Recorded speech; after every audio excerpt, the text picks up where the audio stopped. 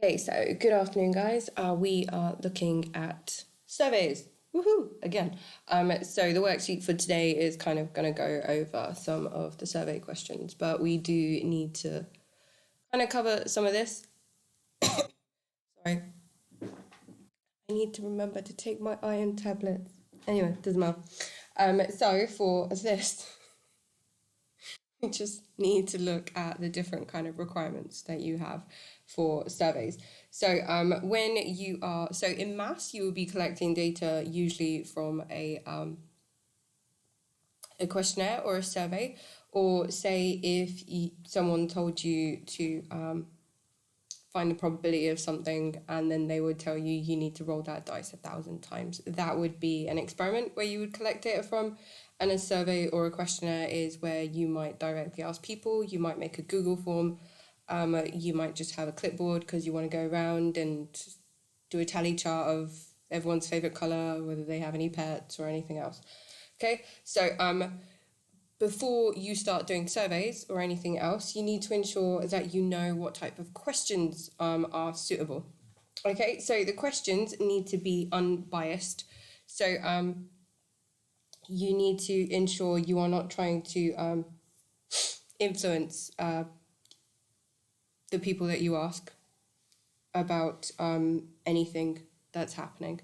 So you wouldn't say, would you agree that? Because once you say, would you agree, you're kind of saying, oh, agree with me, okay? And it's part of human nature to agree with other humans. So it needs to be completely objective and unbiased. Okay, next one, an appropriate size. So this would also include the types of people you would involve. So if you wanted to find out what the favourite colour of all the students in the school was, you wouldn't just ask everyone else in the maths class. You would ask specific people from a variety of maths classes across a variety of years to ensure that you would get a sample that was big enough to represent the whole school rather than just your maths class. Okay? So it shouldn't be an opinion. Kind of going back to the unbiased a little bit there, where you're kind of providing your own opinion before asking a question. You shouldn't be providing your own opinion. You should be allowing the person that you question to have their own opinion and to be able to answer it fairly without you putting any kind of thoughts into their head. Okay, and it shouldn't cause embarrassment. So there are particular questions that some people might find embarrassing, rude, or anything else. It might be factual, but if it causes embarrassment, you really don't want to be doing it. So say a lot of people in the UK, when I'm walking like through town and you get those wonderful people doing their surveys and they stop you and they're like, hi ma'am, can I ask you a question? I've never had someone ask me about my date of birth because it's deemed to be embarrassing to show your age or something like that. But that's a kind of question that would cause embarrassment. So depending on which culture, country, and everything else, just be aware of whether you might hurt someone's feelings. I wouldn't say it's intentional. You might unintentionally hurt them. So just make sure you check that. Okay, and then there are also two types of questions. One is an open question.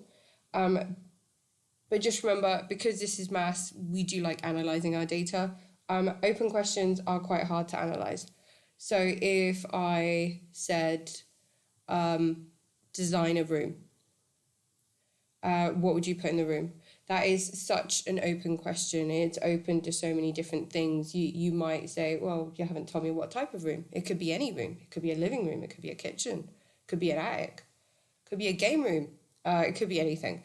So that kind of open question, quite hard to analyse because there are so many different parameters in it. So we usually go for more closed questions where you usually have stuff like boxes and multiple choice. And that kind of stuff, you just need to make sure that none of the questions overlay. So you don't have answers that overlay each other. So say if a questionnaire was asking about a score that you got, or maybe a time that you ran for a race, and then they went, oh, okay, so this is the box you tick if you ran between 40 and 45 seconds. And then the second box was 45 to 50 seconds. And then the third box was 50 to 55 seconds.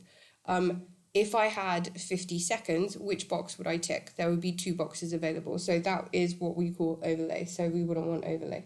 Okay, and you need to ensure you cover all options. So if I did have the question asking how many siblings do you have, I wouldn't just put 0, 1, because some people have more than one sibling. I have more than one sibling. So you need to ensure that your answers, all the answers that you provide to the person you're questioning, cover all the options. Okay?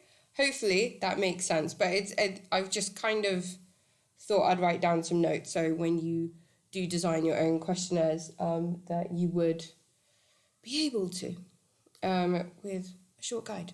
Okay, so this side, just want to quickly go over these, and then your sheet that you have on the classroom, that's different to this. So I just wanted to go through these just so you understood it a bit. If you kind of get it from this, I don't know if you want to put it on speed times 2 because it's quite quick to listen to it that way, or you just want to try the sheet. As long as you're aware of these, you should be fine. But let's go through them. So every single one of these questions, you could make an improvement to. So what you need to do is just check through and see what kind of improvement you can make. So for number 1, how often do you eat from the canteen? 0, 1 to 2, 3 to 4, 5 or more.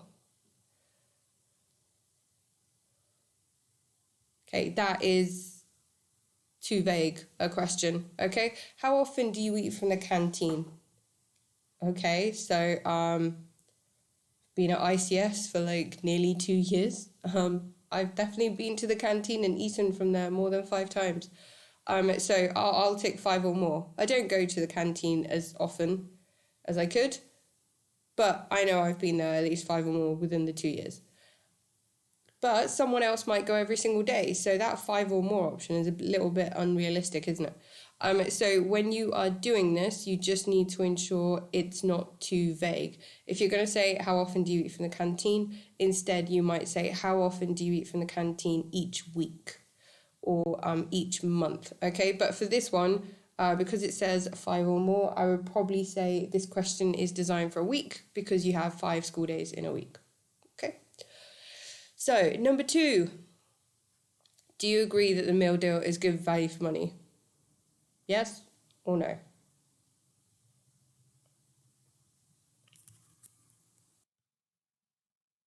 Okay, so for the second one, it's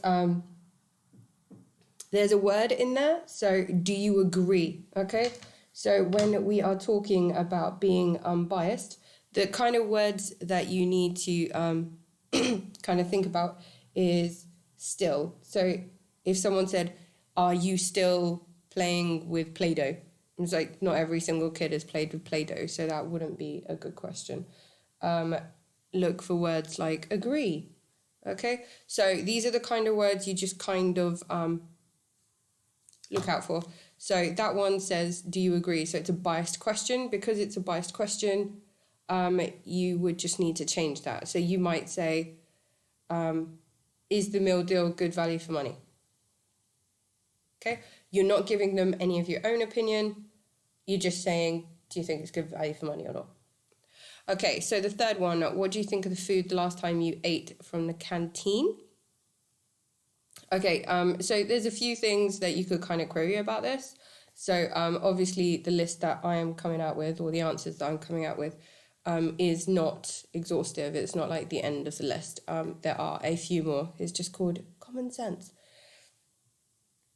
Okay, so what do you think of the food last time you ate from the canteen? So say the last time you ate from the canteen, you were a little bit ill, your taste buds weren't working, you might have a different opinion. But say the meal before that, you really, really enjoyed.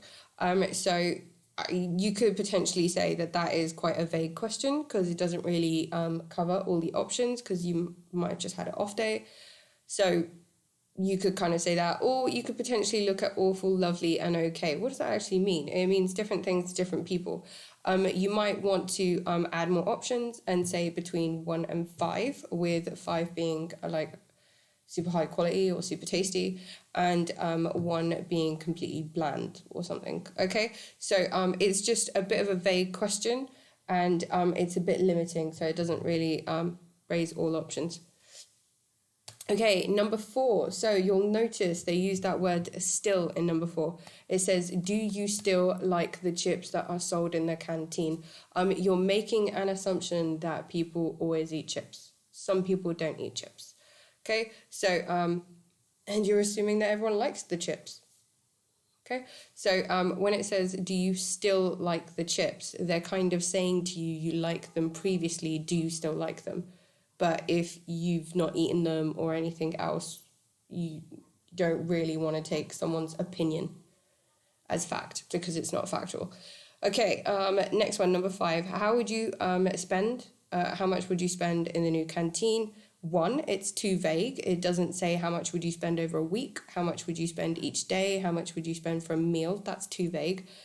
Secondly, you also have that overlay. So it says less than £1. Okay, then it says £1 to £3, but then it says £3 or more. So if I was spending £3 in the canteen, which box would I tick? There's 2 boxes available. So that would be one of the overlay ones. Okay, number 6. Okay, don't you think the food in the canteen is really unhealthy? So this is going back to this opinion. So when you say to someone, oh, don't you think, or do you agree, that's kind of making it unbiased again. So you need to make sure you're always objective with questions. Number 7, how much do you agree that the new canteen is better than the old canteen? And then it gives you the options of strongly agree, strongly disagree. So if they'd given you more options and they said strongly agree, agree, neutral, disagree, strongly disagree, I would have said that question was okay, even though it had the word agree in it, because they gave you all the options. You would have said, yeah, that's fine, it works because they are covering all the options. Okay, but all they've done is given you 2 options, which is far too vague, and they're kind of trying to get you to have a really strong opinion about it, which you may or you may not have. Okay, and then number 8, where it says, how could the canteen be improved? This is one of these open questions. It's not something we could necessarily analyze or graph any kind of data for, because it's far too open-ended. That question could pose so many different things. Someone might say, oh, we need a different type of food. Someone might say, well, the walls should be green. And someone else might say, well, maybe we shouldn't have the canteen where the canteen is. Maybe we should have the canteen where, I don't know, some other places. Just M floor, J floor, one of those. Far too open. Open questions can be amazing in some questionnaires if you want much more specialized information. But in terms of analyzing data, and especially where we are right now for where you are in your questionnaires and math, open questions, you just need to make sure you're very careful with them, because you won't be able to analyze them as much as you can analyze the closed questions. Okay, hopefully that kind of it gives you a little bit of a guide of what you have to do for the worksheet. So I'm going to pop the worksheet onto Google Classroom. You should just be able to get through it. And then once you get through it, obviously just take a photo, pop it into the classroom, then submit. You might also just want to take a few notes and make sure you're aware of them, because doing questionnaires isn't just a math thing. Questionnaires, surveys, experiments, this kind of stuff is covered across a whole variety of topics, and whatever you learn from a different subject you could always use in math, and whatever you learn in regards to this in math you can also use in other subjects. Okay, so enjoy the rest of your day and have fun. Toodles.